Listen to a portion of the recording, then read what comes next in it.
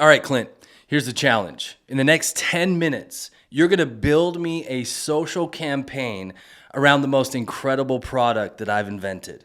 Are you up for the challenge? Absolutely, potentially. Here's the deal. Anybody that's been on Gary Vee's marketing team, this is a walk in the park, man. It's got to be perfect.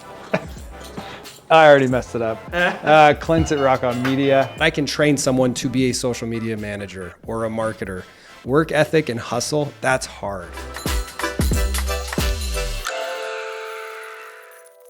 We rolling? All right, Clint. So here's the setup. So the product that I created is the most effective toe jam remover that that's ever hit the market. But here's the deal. I have no idea how to get this thing out to the market in an effective way. So that's what I need your help on. I know it's a social campaign. It's a highly visual product. So we're going to dive in. I'm going to set 10 minutes on my timer. I'm going to remind you of the time often, and I'm going to keep I've got some questions that can keep the conversation moving. We can't get too detailed in a single thing, but the idea here is we want to get some of the major principles in place that people want to be thinking about as they're building marketing campaigns for their businesses or for their products or services.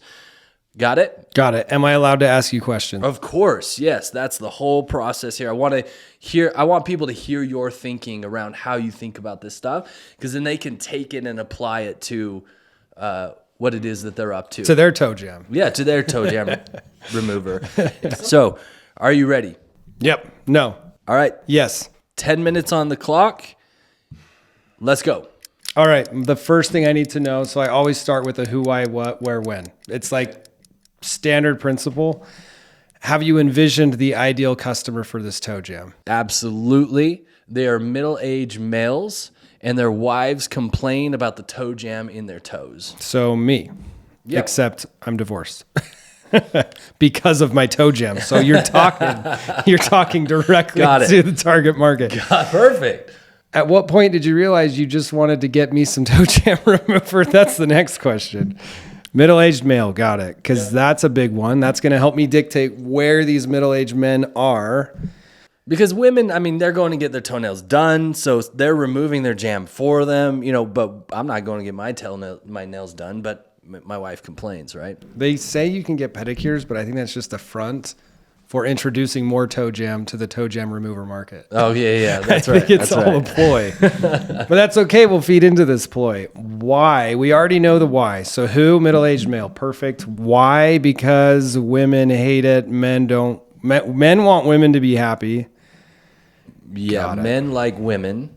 Women don't like toe jam. I would go further and say women don't respect men with toe jam. Okay. So then it becomes a get your respect back. Yeah. So there we've got one insight that came from that is, okay, we want men to reclaim their respect. So reclaiming respect could be a messaging strategy. Reclaim what's rightfully yours, which is respect from your woman. I like where this is going. Okay, women hate men with toe jam or don't respect them. We got that. Now, what is it? It's toe jam remover. We're not selling the toe jam. You can kind of play with the push-pull marketing effect to say, okay, well, let's make toe jam more identifiable to point out. So you're creating that demand. So maybe the content direction could focus on that. Like educating the audience on what toe jam is? On the problem of it. Okay. Like, oh, I didn't realize I had that. Oh, I've wondered why I've been single for 2 years. Yeah. My toes do have a yellowish fungi underneath the nails. They stink and they attract flies. We're 2.5 minutes in, by the way. Perfect. Okay, and then where? So we know the where is where I like to go with. Where are these middle-aged men? So social media, a lot of them are on TikTok. Okay. So we're going to probably want to do a TikTok because that's the nice thing about TikTok is everyone does watch it, but the hard part with TikTok is that attention retention. Yeah. Is do people come back? So with an ad, you don't need to worry about the retention, but they are there. So you can heavily target on TikTok. You can also heavily target on Facebook. One of the biggest things that I like to do with a social media campaign is everything you shoot, and this is very much a takeaway from working with Gary Vayner, is when you do a whole photo shoot or a content capture, you are creating everything in mind that you are going to put this on Facebook, Instagram, and TikTok or YouTube Reels. Okay. The nice thing is all that layout, it's identical. It's all tall. Sure. I rarely shoot anything landscape anymore. Yeah. Even in my photography business. Okay. As we shoot this whole thing in landscape. Well, know your audience and know Lesson YouTube. number 1. Just kidding. Okay, so we know we're going to be in TikTok, but with that in mind, we're going to be capturing content for Instagram, Facebook as well, and YouTube Reels, because that all is going to be synonymous. So that's kind of nice. And when? What's the urgency? When do you want to get this product out? Last month. I mean, okay, that's a tough one. Yeah. I can't time travel yet.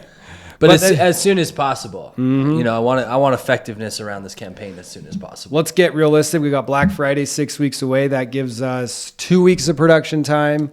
We can identify the models. We can identify the toe jam.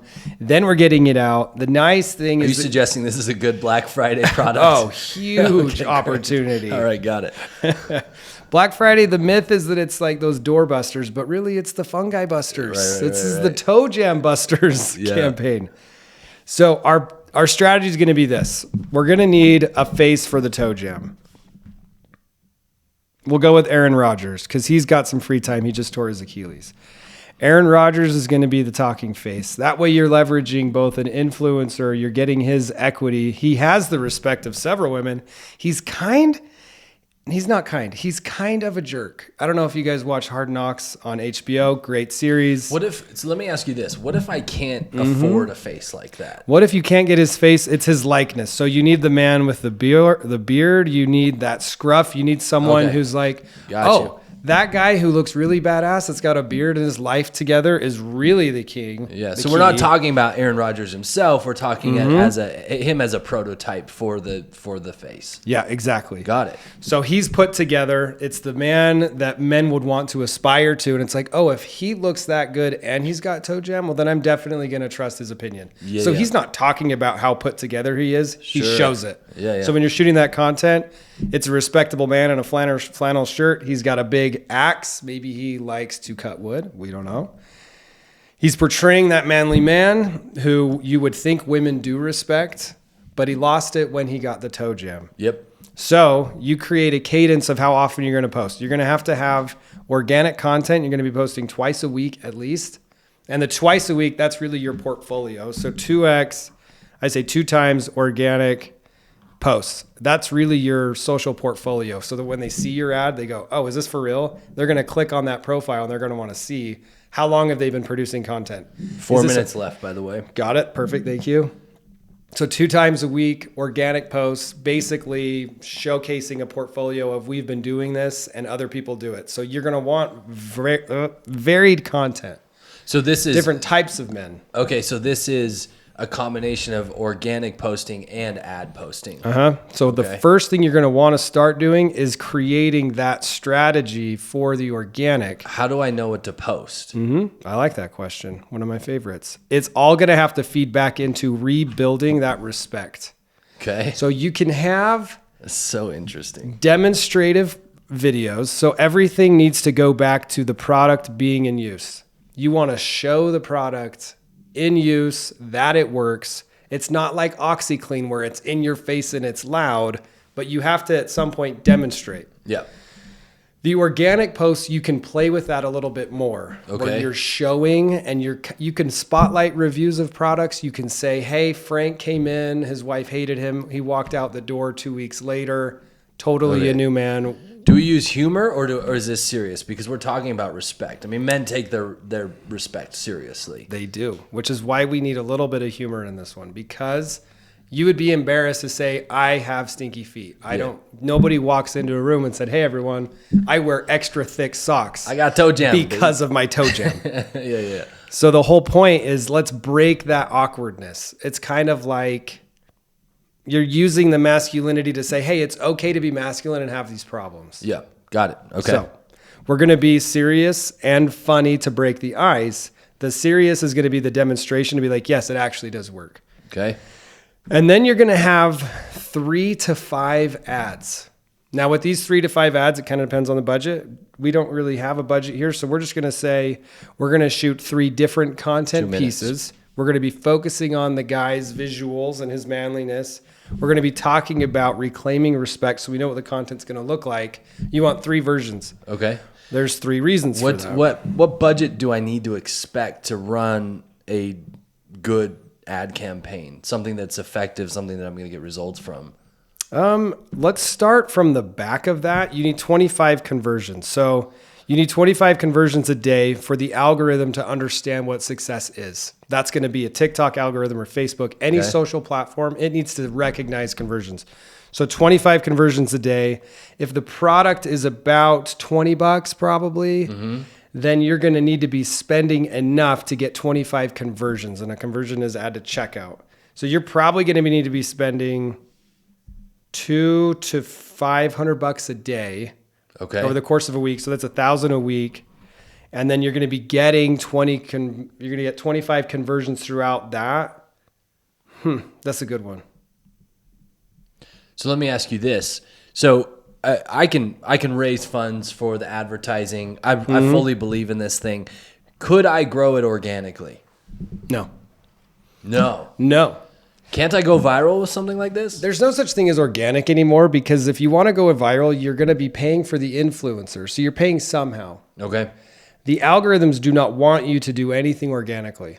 You need to be there and present in front. And the nice thing is you need to be promoting in order to get in front of people. And then the value really is going into the organic posts, which is what reminding them, oh, okay, so this guy is from a different country. He has this background, and this person is suburbia, and he's going to resonate with the brand as well.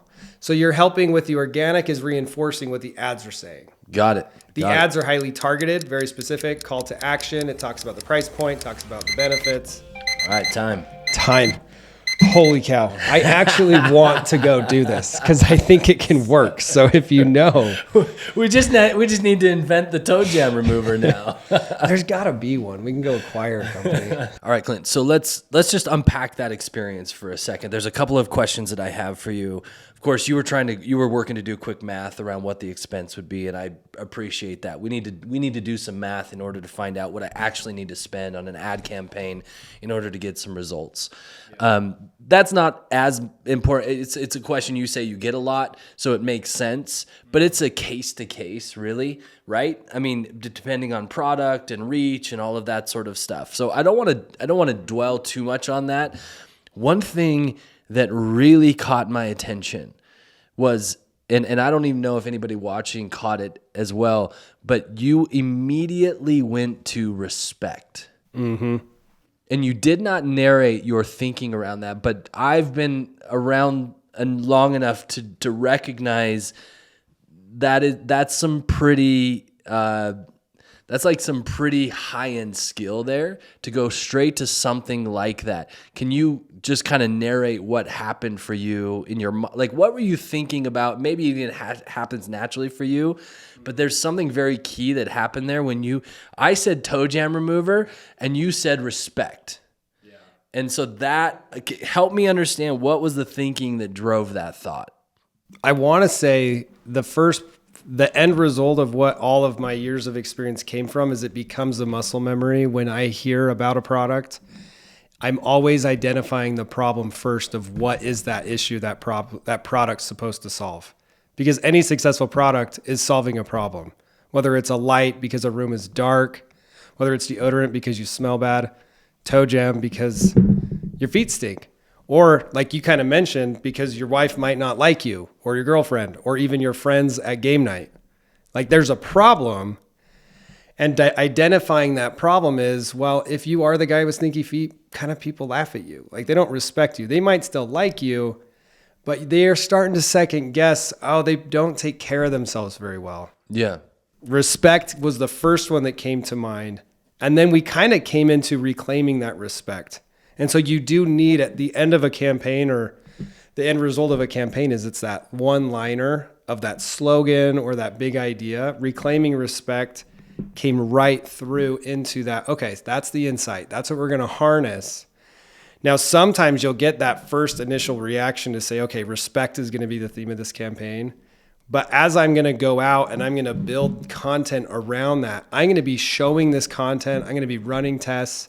And sometimes if the company has a budget for it, we'll have a test phase of 2 weeks where we're going to say, all right, we have a respect idea, we have a humor idea, or we have scientific idea. Okay. And you're going to run all three of those. And you're going to see in that 2 week window, you're going to put money towards it. You're going to see which one resonated. And then you go full force into spending most of the budget on what did work. Yeah. But a company that's willing to invest in the testing is the kind of company that you want to work for. Someone who appreciates the importance of data, because the reason social media marketing works is because of how much data you get. Did people watch 3 seconds of the video, 50% of the video, 75% of the video? All of that, those data points are enabled so that you can see, I'm going to retarget only the 50% users or the 90% completions. Like, you can get that granular, which is why I love social media. So if you don't love data, you should not get into social media marketing, because that's all it really is. And then that data fuels the content. Mm-hmm. So yeah, it gives you all the feedback that you need, right? Mm-hmm. That's something that I work with my clients on. It's the world is giving you feedback all the time. If you're paying attention to it, you can adjust to be more effective and make a bigger impact in the world. Since you've been here, you've said, I think 3 or 4 times, change the world. And I think that's so interesting. But those who are out there to make an impact, do something different, you have to be willing to see the feedback that's available to you and adjust accordingly, and so that you can be more effective and be more impactful. Let me just really quick narrate what I saw happen in your brilliance in that. Was this: most entrepreneurs, most business owners that I know, when they create a product or a service, they think that the problem they think they're solving is so surface, right? I could say, I developed this toe jam remover so that you don't have toe jam anymore. What, don't you want that? You don't want toe jam anymore. You went instantly to the lived experience that people have when they have toe jam, or the lived experience of the problem that's present. Mm-hmm. And that's what to me, I was noticing that's what the brilliance was to me. Like Alex Hormozi talks about, three problems any person solves. It's like health, wealth, and something social, like status, health, wealth, and status, right? If anybody that has a product in the world is solving those 3 problems, that's at least what he claims. So immediately you went to status, right? And you made this a status challenge for people rather than just gross crap in their toenails. It is status. It's even a little deeper than status. It's kind of ethos. You're trying to pull into those emotions that drive all of our decisions, like why I wore this shirt and not another shirt, why I take a shower every day.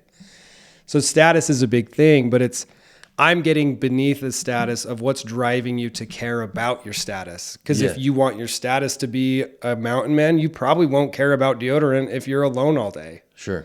But if you know you're a mountain man that needs to be in commercials and you're going to be surrounded by beautiful models and maybe you're single, you're going to care about your status in a different way. So I go a little deeper than the surface level, like you kind of said, because it's those ethos, those emotions that drive the higher decisions that we make, the everyday decisions. Like, how expensive do I want this microphone on Amazon?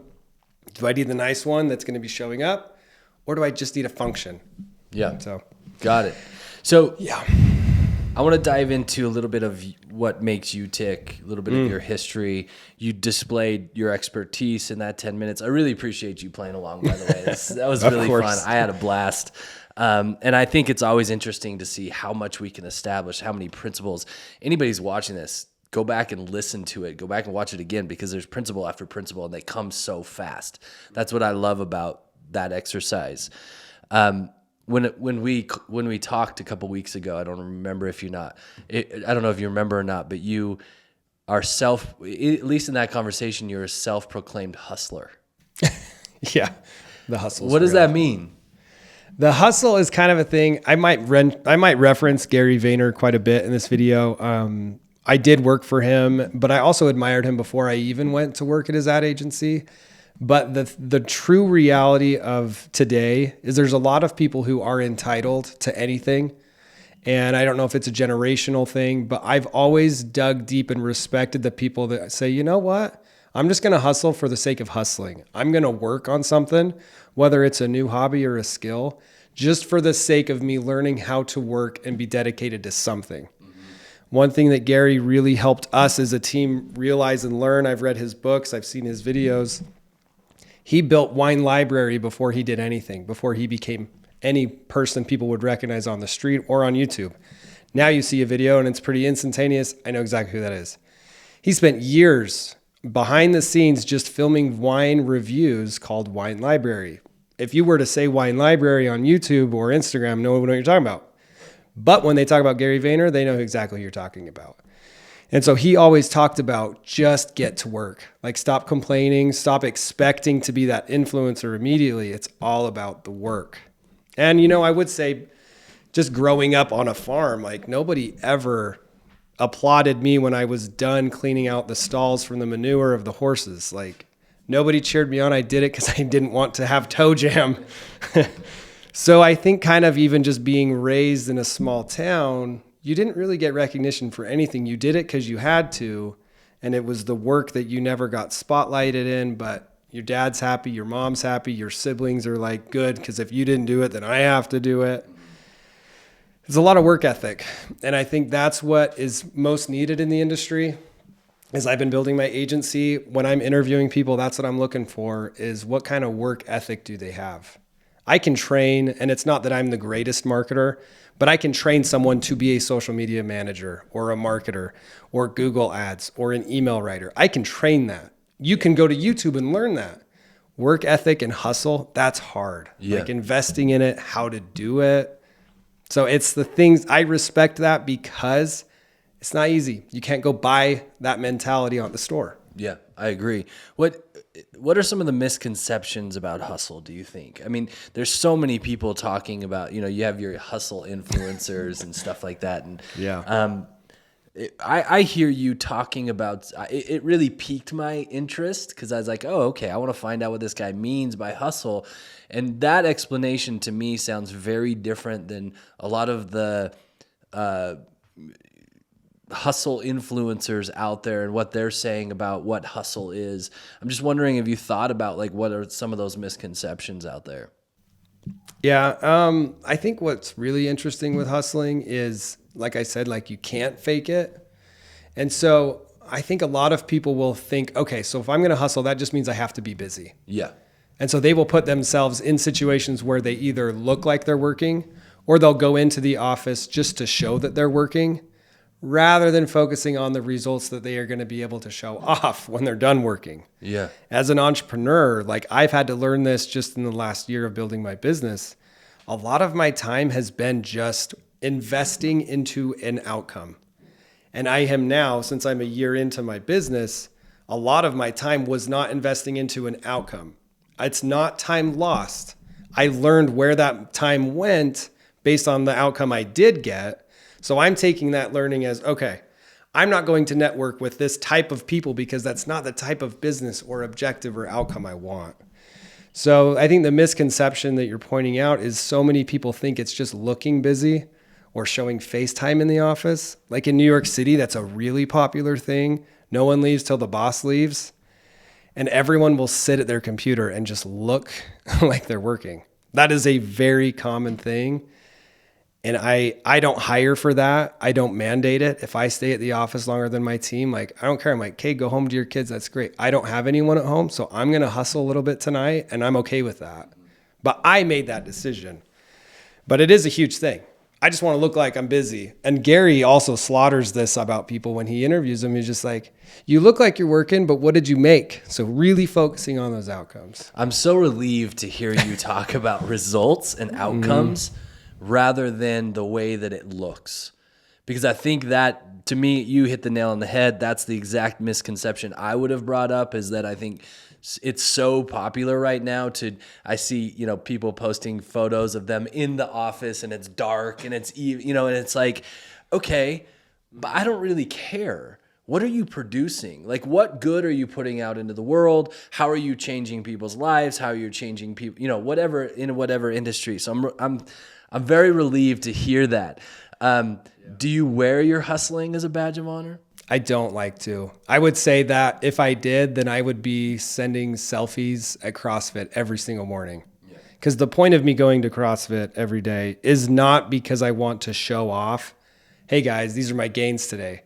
I admit I will post and talk about CrossFit like probably once a month when I'm like very active to kind of just, I'm actually celebrating an achievement. Like maybe it's a new PR. I'm not the kind of person. That's a result, right? That's the result, right? Yeah. But I'm not the kind of guy that says, hey guys, I woke up at 4:30 a.m. because I'm a hustler. Because like, well, actually I went to bed at 11 because I was working late, which means I'm probably going to sleep in a little bit. So I'm not bragging about being at the gym at 4:30 a.m. I'm just living my life really successful and, got a new PR, which means that over the last 3 weeks, I was here every day. Like I'm focusing on that result. Yeah. Like you said, results driven. Are there any results or outcomes that you're celebrating right now in your business? I am. We just hit 1 year. One of my favorite things about my business is payday, when I pay people, because I get to sit on this platform. So I use QuickBooks for my invoicing and paying, and I get to select the names of my team members. And I'm like, all right, let's run payroll on this guy. Let's run it on this person. And that kind of achievement, and it's such a not spoken of, or at least I didn't expect it. I had no idea I would enjoy paying people. But that was a huge milestone. Is one of my team members, let's call him Corey. He's my identical twin. He's been with us for 6 months. I have been paying him a salary on a business that I just pulled out of nowhere, literally thin air. And that's a huge milestone for me. So the 1 year in business, that's great. I have contractors, but him hitting 6 months is bigger for me because that means I supported him, which supports his family, which supports his career and his growth as an individual throughout the rest of his career, whatever he decides to do with it. So I'd say the biggest milestones, that's a big one. 6 months of paying him a salary. And that's not going to be a badge or anything on LinkedIn. That's not a certification. That's just something that matters to me. And to him, I'm sure he appreciates that too. Of course, he likes money, but he's also appreciating that I want to employ him. Can I ask how you personally stay present to those results and those wins? I think for entrepreneurs, for business owners, there's so much to consider. There's so much to think about. You're coming, there's things coming at you from every angle. It can be really easy to get bogged down by the day-to-day and not notice. You called them milestones. That's a pretty big word for it. Like they're even just like happenings, like daily happenings, but they are the results of the work that you've committed to doing. Is there a practice? Is there anything that you use to stay connected, to make sure you notice those things along the way? I think it's a lot of FaceTime. I know there's a lot of hybrid culture where if you're coming into the office, I have a few team members who don't come in very often. And I'm always inviting them. Hey guys, we try to do a team lunch.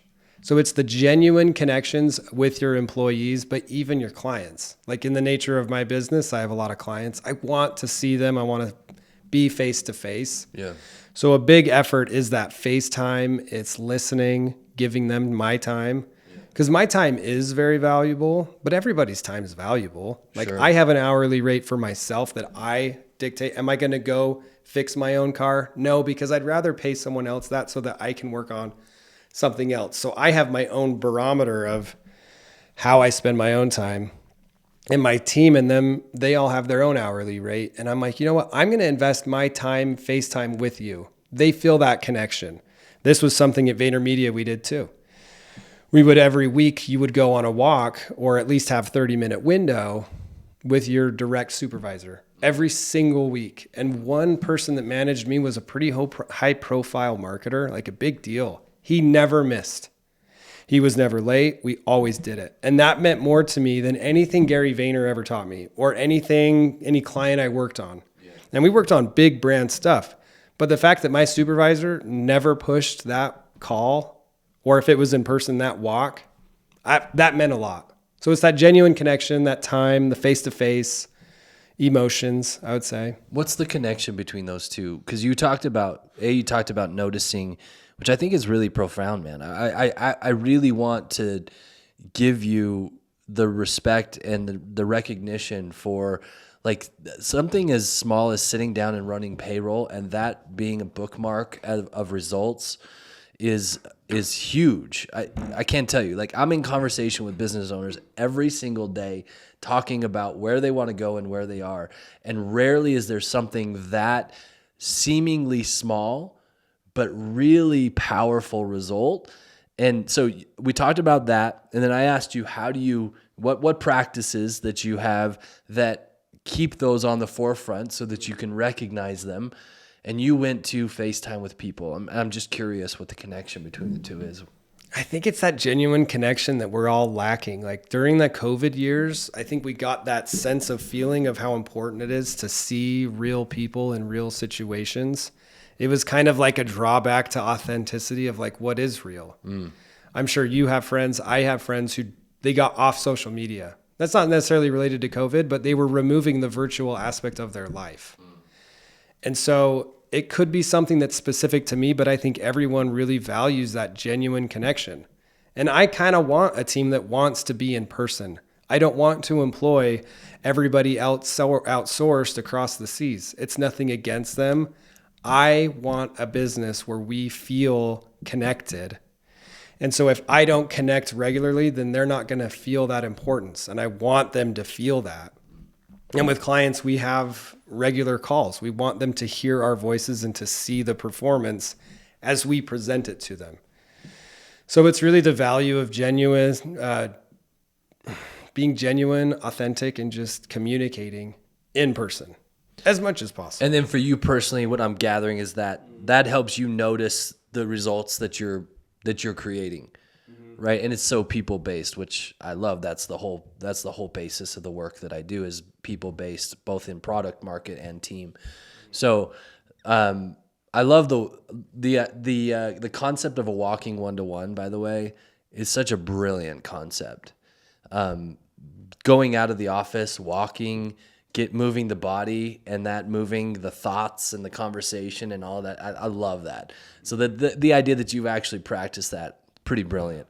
I love that. All right. So talk to me about your experience working with Gary Vee. So pretty early out of school, just give us the context of what surrounded that experience for you.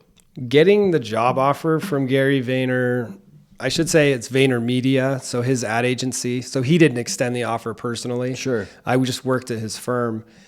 Was one of the most you made it kind of hits. So I went to New York City right out of college. And I had a few job offers here in Utah. And I just knew that the end goal was always New York. So I go to New York. I had a few different jobs, really, really good ones. And it took a minute to get there, but once I landed those jobs and I'm working, I noticed, okay, Gary Vayner started an ad agency. I'm going to go interview. So I applied.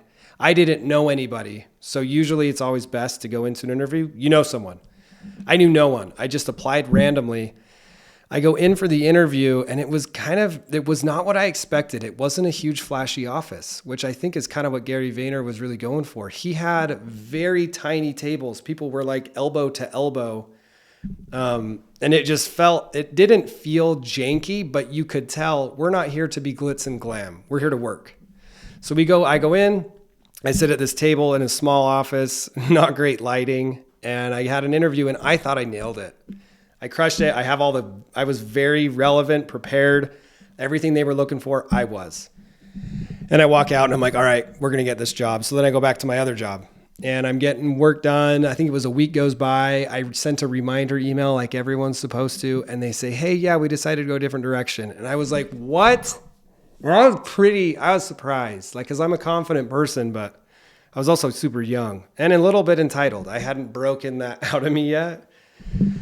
Well, I continued to work at this ad agency. It was like 2 to 3 months later, and I got the call that said, hey, we're ready for you. And that right there was like, done. I made it. Like, this is the biggest moment for my career because I knew Gary Vayner's team was like at the front of social media marketing. I've always wanted to be in it. So if you work at VaynerMedia, you are in social media.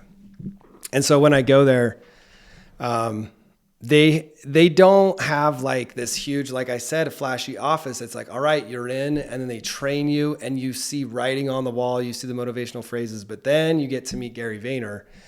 He is exactly who you would expect through the YouTube videos, except even more genuine and kind and nice in person. You kind of get a feeling that he would be in his videos. But he is so. I mean, to have a camera follow you everywhere, your every move, it'd have to be a pretty good ruse in order to keep that up. Yeah, and that's what I would say surprised me the most is how genuine and grateful he was for everything everyone did. And it wasn't that he walked around, thank you. Like it wasn't like that was his badge of honor that he just wanted everyone to say he's grateful. It's just the way he carried himself. Like you run into him in the bathroom and he's like, hey, Clint, how are you? Like he's very personable. And so he wanted everyone to feel like they were a part of his team. So I appreciated his ability to just be authentic. Authenticity is a big thing for me personally, not necessarily what I do, but he was authentically Gary Vayner. Like he is what you see on camera and he is that motivating. Like he would do the all hands meetings where eventually we did switch offices. So it was a big office with hundreds. I think 600 people were in the office by the time we moved into the big fancy one. And so that huge hall would just be huge. He would stand up on a stage and everyone was cheering him on. Like you can't fake respect like that. Like he's authentically genuine to everybody so that when he gets up, everyone's like, yeah, Gary, we're in. So he has assembled a really good movement and you can feel it in the way others treat him, which is another thing. Like I said, like you can't fake that. It's like that hustle mentality. What's a significant challenge you faced at that time? I had 3 people. I like that question because it's like you would only understand this if you worked at a big ad agency. Okay. 3 people at that time had to review my emails before I could send it to the client. Like I would send it to my supervisor. They would say, all right, yes, fix this. So then I'd go through revisions and then that would be pushed to the person above them, which I knew and worked with. And then it would go to one more person who sometimes would be the one to send the email on my behalf, meaning I kind of ghost read it. But I could never do anything without somebody's supervision. And I didn't love that. But what it did teach me is, okay, I already know what this person's feedback is going to be. So I'm going to avoid her having to give me feedback. And then the next person above that person, I knew what they would be saying, or I wanted to impress them. So the hardest part for me was not feeling like I could just go and do and be myself quite yet. But it put me through the ringer and it made me really get granular into, hey, got to fix this. I had to think ahead, which you have to do for your clients when you're marketing for them anyway. But when you do it for your bosses, it's a little more because you get to sit next to them. The feedback's immediate. Yeah. It's immediate feedback and it's the scrutiny. Yeah. And you're going to live with that feedback for and it hurts sometimes. Yeah. There's been a lot of red ink on my emails, so to speak. Yeah. So at first it was hard but I grew a lot from it. Now I feel like my emails are pretty flawless. Like Stephen King would probably be impressed with how I write status updates. So you said something that's really interesting to me and I want to hear your thoughts on it. You said authenticity is big for me, but not necessarily for what I do. What do you mean by that? What does that mean? Well, I would say I didn't start a business wanting brands to be authentic. I conduct myself in a way to be authentic. So that's what I meant in that the way I conduct myself. Like I have a therapist. I read a lot of not self-help books, but I read a lot of biographies. Some happen to be self-help books. The end goal is just who were these people? I think it can help me be who I am. As a marketer, you do want your brands to be authentic. So like, I guess that could be like an angle, but brands want revenue.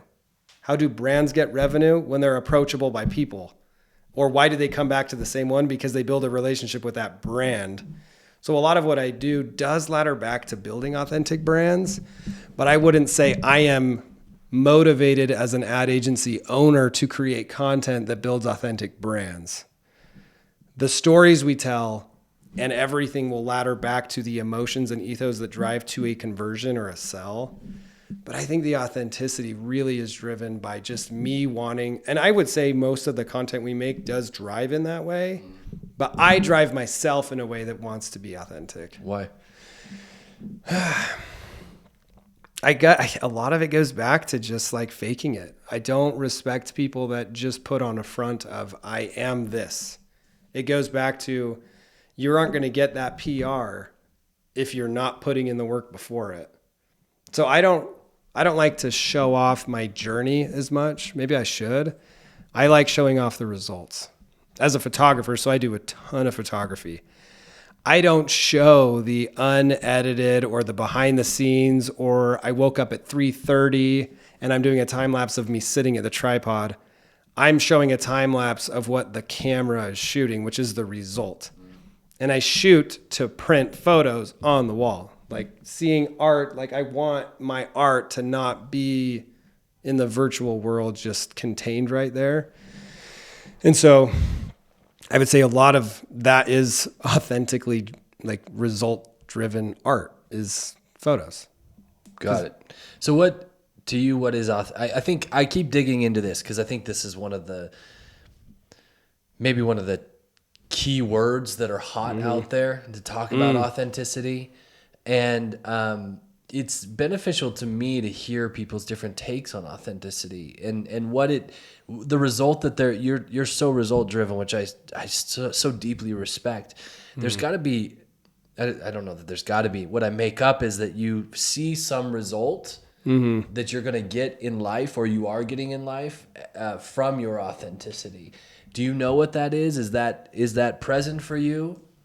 I really like that question because so 2021 was the year of Clint.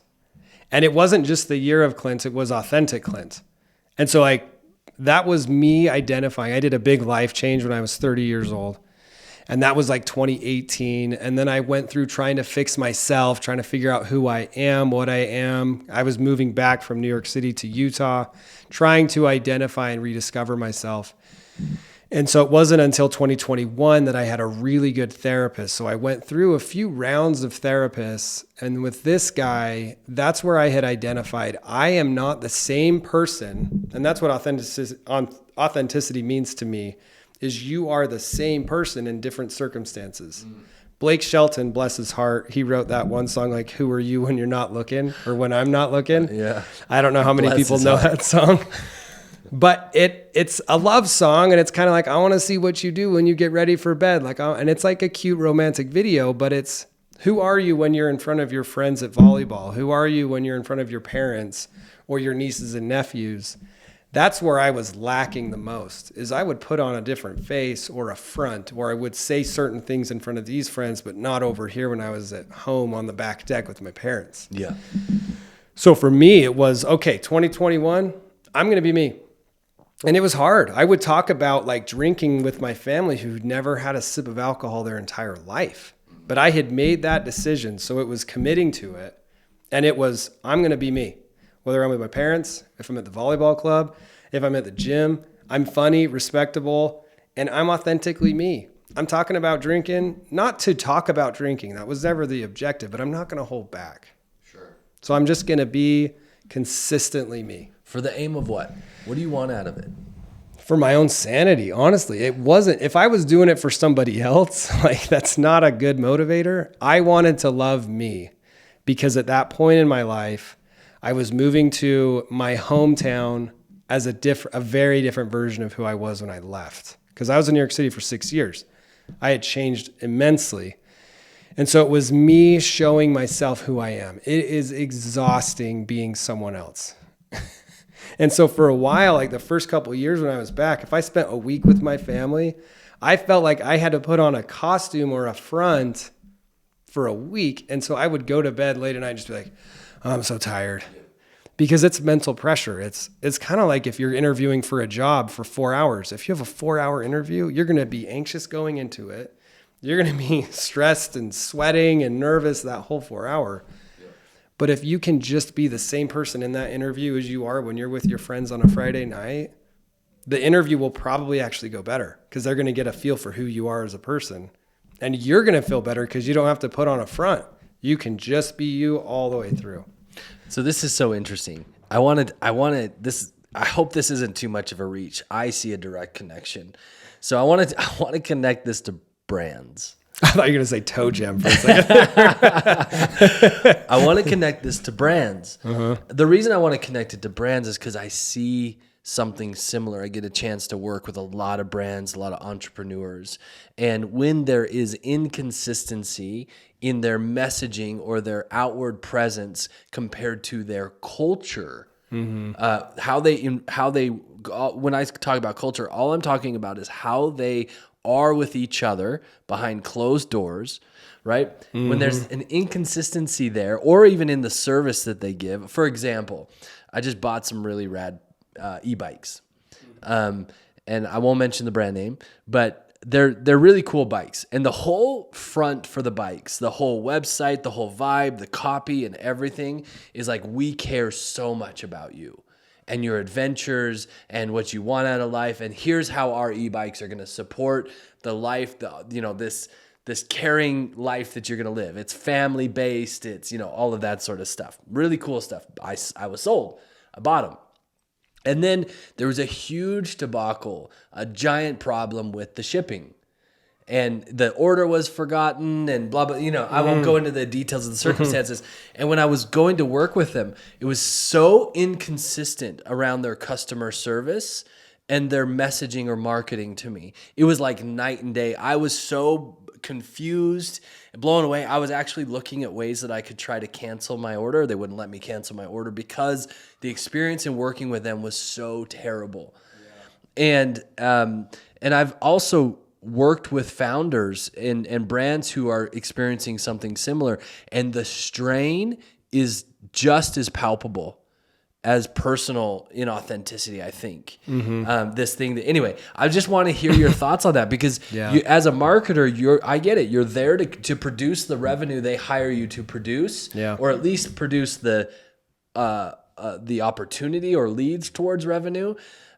Is there anything that you do with them to work towards it being more like the brand being consistent with the marketing they're trying to develop? Yeah, I would say consistency builds authenticity, I think, is the beginning of that whole thread.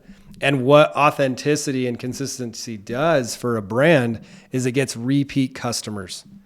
So what I always build, it's a content funnel. It's a social CRM. Like if we ever get another conversation, I can show you diagrams of what this looks like. Like it's tangible. But essentially what you're doing as a brand is you're upfront building that relationship with very consistent content, which typically means a budget. Like you're going to be investing in the same type of influencers or the same level of quality. So it's an upfront cost. So you're going to pay a little bit more to tell that same story to be consistent. And then what happens is these people will go and they'll come and buy the product. They're going to give a chance on you. And then if they find that they like that product, they're not going to go to somebody else because they remember this is the brand. Kind of like you said, like, would you buy another bike from that brand? No, not from that brand. No way. Even if, because there's other brands who make that same bike. Sure. Like that is a consistent thing. Like everyone, there's like 5 different types of carbonated water. Like there's different microphones we can use. But when a brand invests in that authenticity, you go back to that same one. Am I allowed to say brands? Because I can name quite a few. Sure. Like one big thing for me is Yeti. I have almost purchased everything from Yeti. And I see at Costco, when I go to other stores, I see all kinds of the exact same. I go to YouTube and I can see comparisons. Same product, same test, same results. Why pay for Yeti?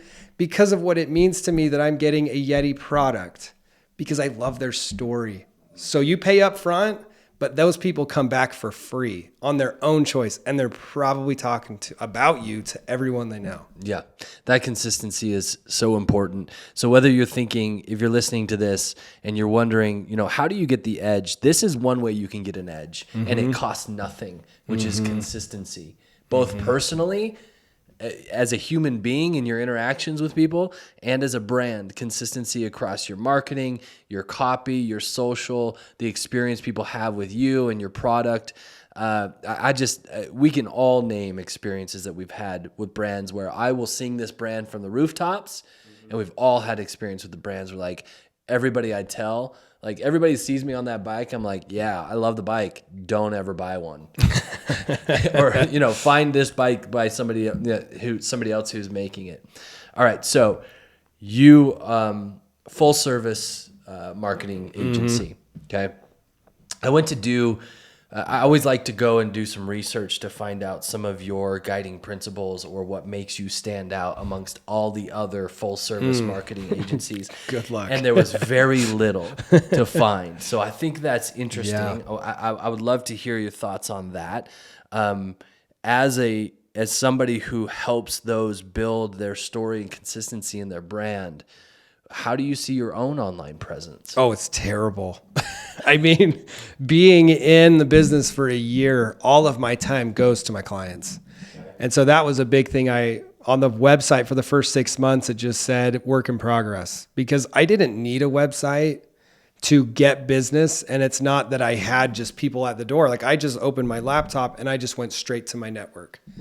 So I didn't want to, on my very valuable time of trying to drive revenue, to invest in my own brand because it wasn't important to me yet. Now it is. If you looked at our website a week ago, then it would be very different from what you were to go if you went there today. Because we're populating, we're refining. I now have a big enough team where I can say, hey, can you guys do this? Here's my mentality. So I'm training them for an hour on the social funnel we just talked about. Now I'm going to my designer and say, hey, I need you to put this in our pitch deck that we're about to give to this brand over here on Wednesday. And so now I have the resources to focus on it. But in the first year of almost any business, it is that Gary Vaynerchuk mentality of just get to work. Like with his wine library, it is the lowest production YouTube video you will ever see. But what's important is he's working. And so I'm not surprised at all that you didn't see any of this consistency in messaging on my website, but it's actually getting there and is there now.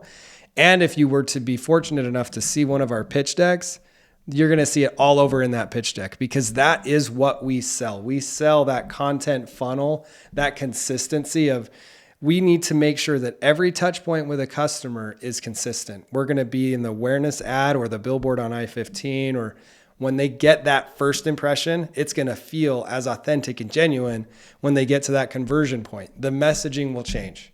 It's going to be broad and it gets tighter and tighter to, you've seen these ads. We know what you're interested in. Now's this perfect pair of shoe that we know is just right for you based on your behavior leading up to this conversion point.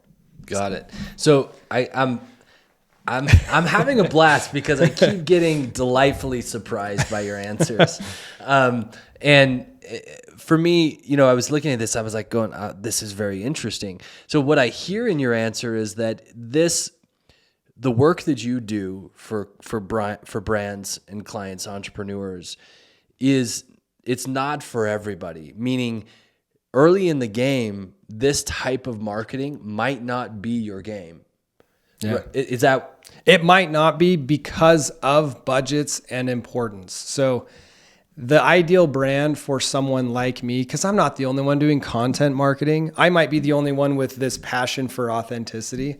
It's a lot of upfront trust and cost in content. Yeah. And what that means, because it's not easy to create that much content, especially if you don't know what your audience is going to resonate with. Got it. So it's understanding that importance of building that funnel to walk someone all the way through with a consistent image and persona and tone of voice, because your brand also, like, you need to know you're going to be accountable for this. Kind of like with the bikes that you were purchasing, you're very disappointed. That will happen to any brand that isn't authentic.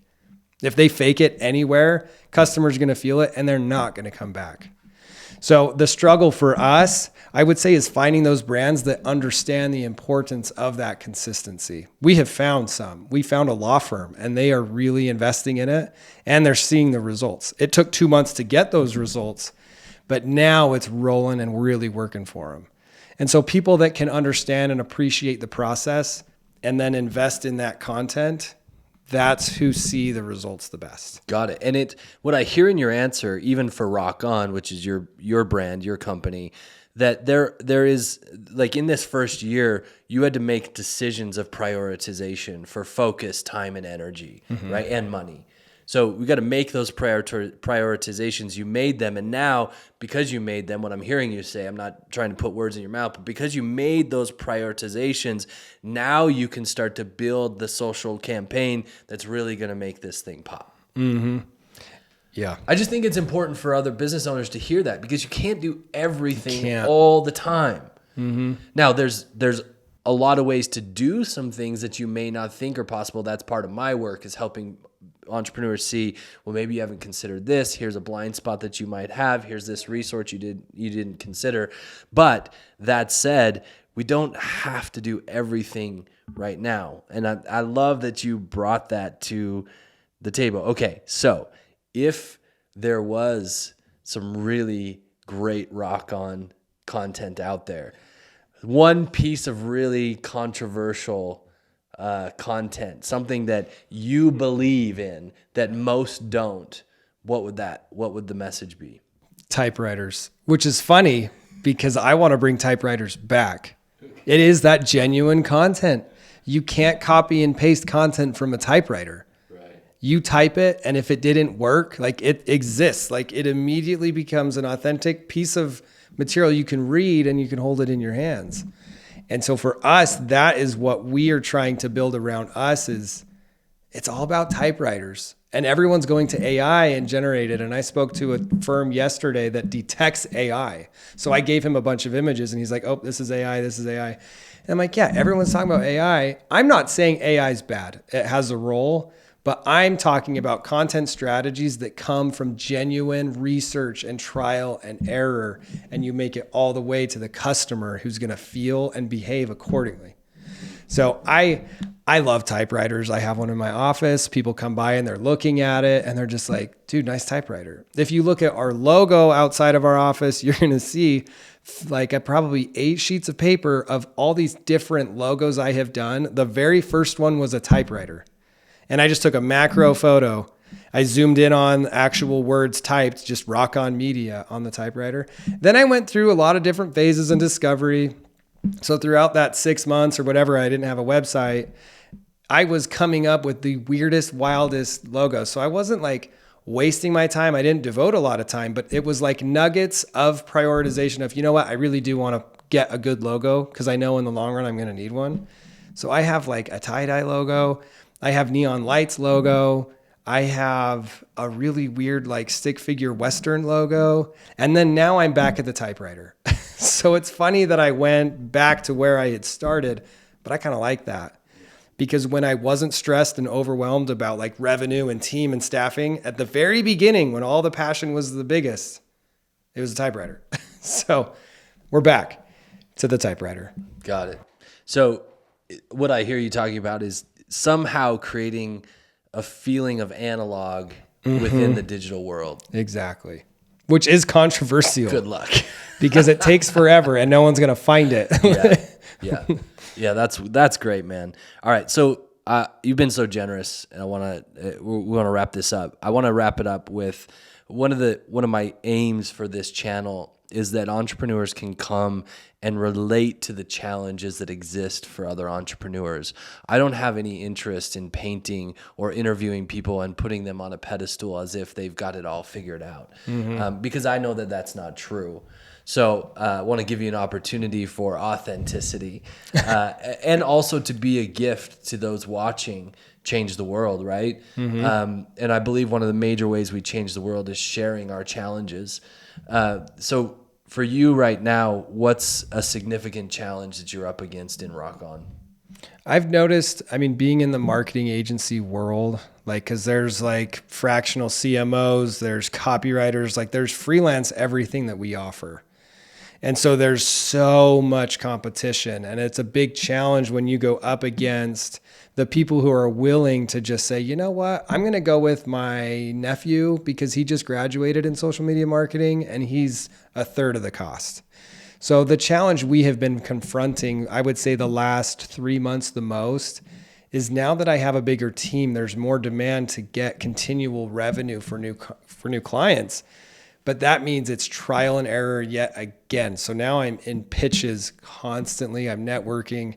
Now I've got a great team that can keep all the clients happy. And I come in and we do meetings and we riff raff and we're brainstorming. So I keep the fuel going. But the big challenge is when we go up against those discount shoppers for a marketing agency, we're not going to win. And we're not even that much more expensive than anybody else, even if we are more expensive than anyone else. It's having to go up against those discount shoppers because everyone is so, I need results right now. And even if we have a client, you know, every status call can become that challenge. They want results right now. So you kind of have to continue to educate the value in consistency and authentic branding, which some people aren't into. And so we have learned to filter through what kinds of brands we want to work with, because if they don't value that, we probably won't work out for them. Got it. What about, I'm going to shift the question just a little bit, play if you will. Personally, as an entrepreneur and a business owner, what's a significant challenge? Time management.